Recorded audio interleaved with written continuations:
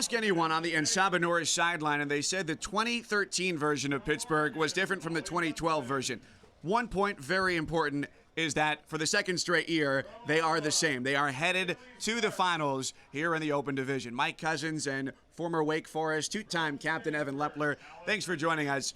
Well, we'll get to that in just a second, but here the big story of this game is number 1 seed Oregon goes down. Yeah, if you had chalk in your bracket, it's now busted. Oregon was the favorite coming in, but they're not heading to the championship game, losing in the semifinals for the second straight year.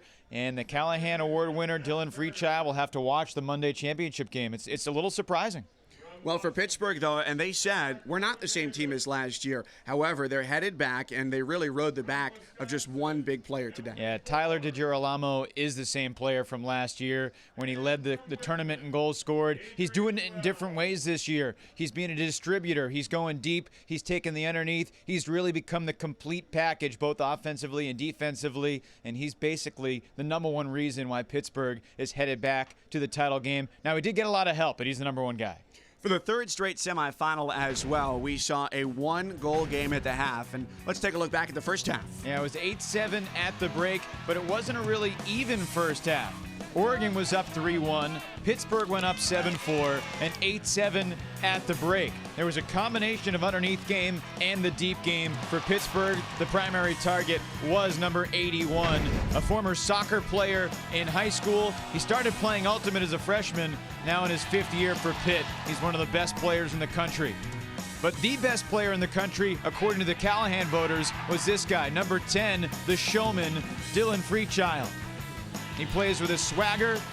He gets the crowd into it.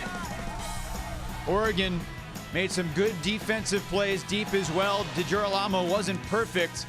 That was an excellent D from Gabe Fruchter. But in the end, Pittsburgh able to come out on top. A competitive second half. Freechild did all he could, but the difference in the game was unforced turnovers. Freechild right there. The last point for Oregon, but late it was Sabah Norris behind the big guy, DiGirolamo.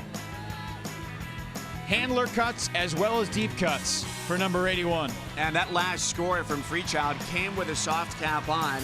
Oregon was going to have to try and force stops on the defensive end, and they weren't able to do it. And this was the last and most celebratory score of the game for Sabah Norris. So now they move on to the finals for the second straight year. They take on the winner of Central Florida. First time for the program in the semis against traditional powerhouse Carleton. And this is pretty much anybody's game between these two teams. Yeah, two very different styles, but both great ultimate programs. It's going to be a physical game.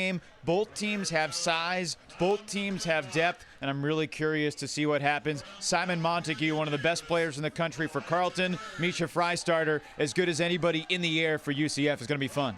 Pittsburgh headed to the finals for the second straight season. They take the semi 14-11 over Oregon.